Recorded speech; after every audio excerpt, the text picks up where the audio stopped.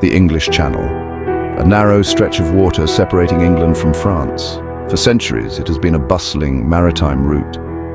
Among the vessels that navigated these waters was this roll-on/roll-off ferry was a familiar sight. She carried passengers and vehicles across the channel.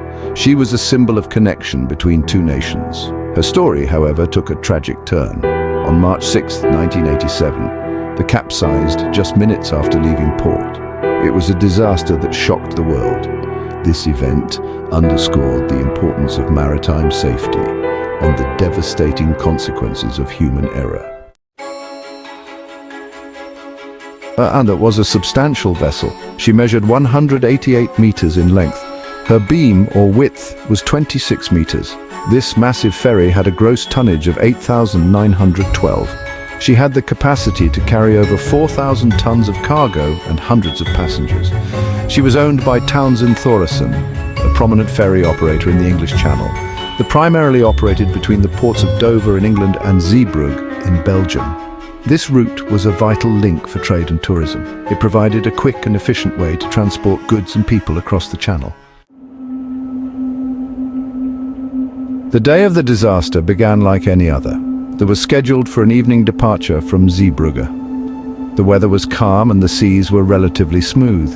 However, a series of seemingly minor oversights and miscommunications began to unfold. These errors would have catastrophic consequences. One of the most critical oversights involved the ferry's bow doors. These massive doors, located at the front of the ship, were designed to seal the car deck from the sea. They were left open as the ferry left the port. This oversight would prove fatal. At 6:28 p.m., just minutes after leaving Zeebrugge, disaster struck. The ferry had barely begun its journey when the unthinkable happened.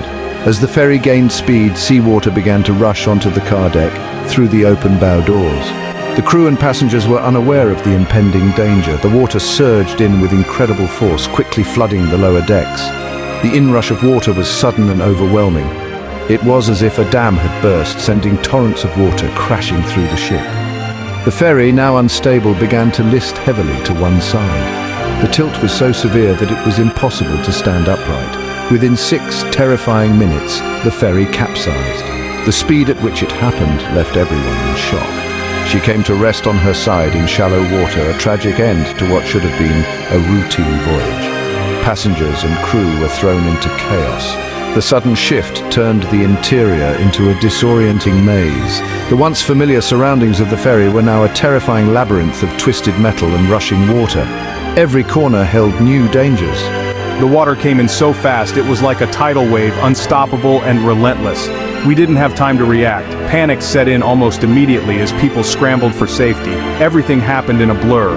One moment we were enjoying the journey, and the next we were in a fight for survival. One moment we were sailing, and the next we were fighting for our lives. The serene voyage had turned into a nightmare in the blink of an eye. Section 5. Trapped Beneath the Waves, Survivor Testimonies. The scene inside the capsized ferry was one of utter chaos and terror. Furniture was overturned, debris was scattered everywhere, and the sense of panic was palpable. People were frantically searching for a way out, their faces etched with fear and desperation. Darkness descended as the lights flickered and died. The once familiar surroundings became a nightmarish maze, making it even harder for the passengers to find their way to safety. The only illumination came from the occasional flash of emergency lights, casting eerie shadows on the walls. The air was thick with the smell of diesel fuel and the sound of screams. The acrid fumes made it difficult to breathe, adding to the already overwhelming sense of panic.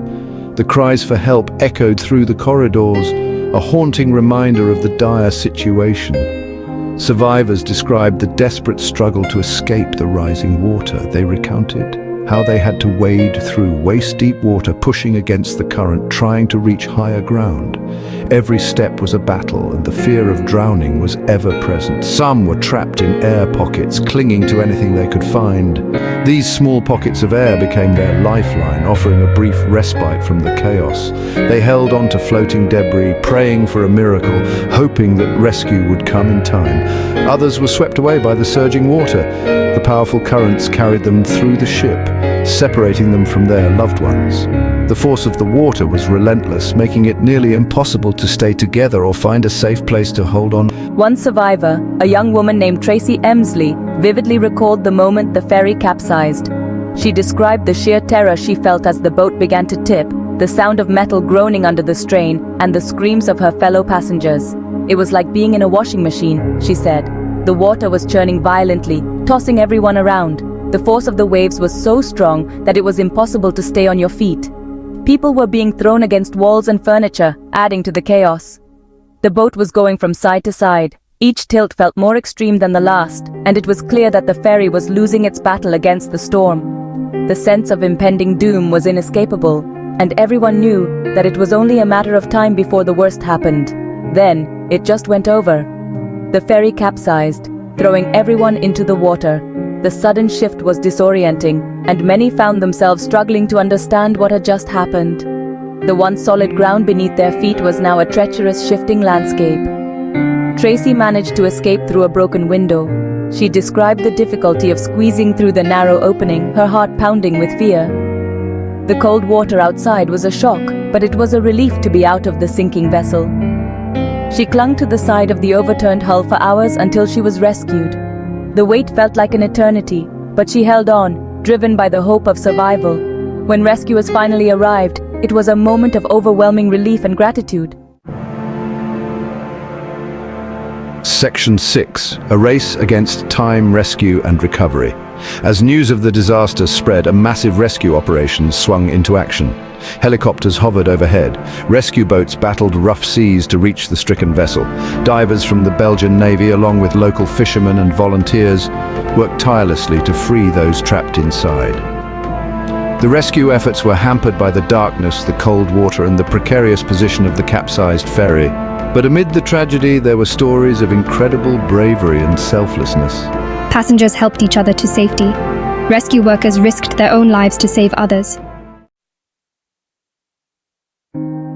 Section 7. The grim aftermath, casualties, and survivors. As the rescue efforts continued through the night, the true scale of the disaster became horrifyingly clear. A total of 193 people lost their lives in the disaster. Among the victims were men, women, and children. They came from various countries. The loss of life was devastating. It left an indelible mark on the families and communities affected. Miraculously, 344 people survived the tragedy. Many of them suffered physical injuries. All of them bore the invisible scars of trauma and loss. Unraveling the tragedy. The investigation. In the wake of the disaster, a formal investigation was launched to determine the cause of the capsizing. The investigation, led by Lord Justice Sheen, was thorough and exhaustive. Historian, it revealed a series of systemic failures and human errors that contributed to the tragedy. The investigation found that the bow doors had been left open deliberately. The assistant boatswain responsible for closing the doors was asleep in his cabin. The ship's master, Captain David Lurie, was unaware that the doors were open when he sailed from Zeebrugge. The investigation also highlighted serious flaws in the ferry's design and operating procedures. A legacy of change, maritime safety reforms. The disaster sent shockwaves through the maritime industry.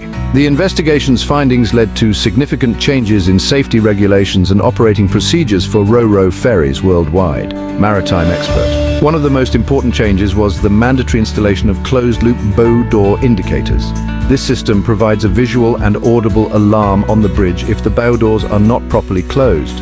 Other safety improvements included the introduction of stricter stability requirements for ro-ro ferries, improved crew training, and the establishment of international safety codes.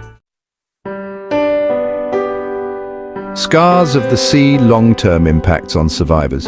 For the survivors of the disaster, the physical and emotional scars of that fateful night ran deep. Many survivors experienced post-traumatic stress disorder, anxiety, and survivor's guilt. Survivor 2. They struggled to cope with the loss of loved ones, the trauma of the event, and the challenges of rebuilding their lives.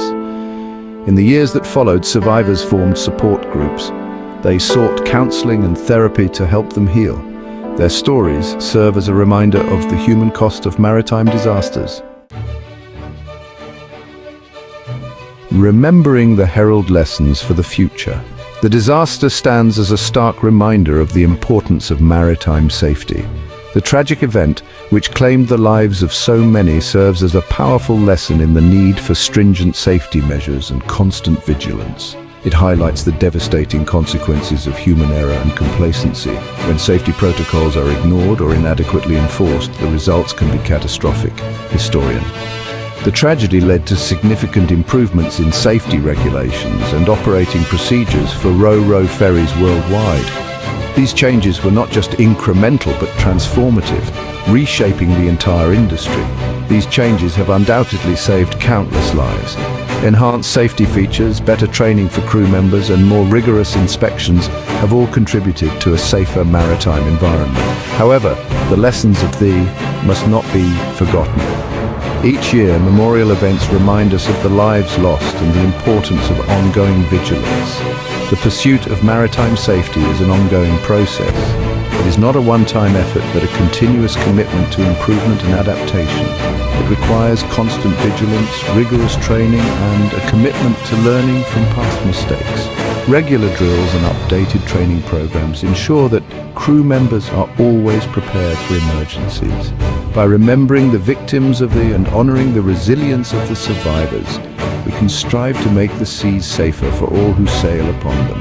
Their stories and experiences serve as a poignant reminder of what is at stake and inspire us to never become complacent.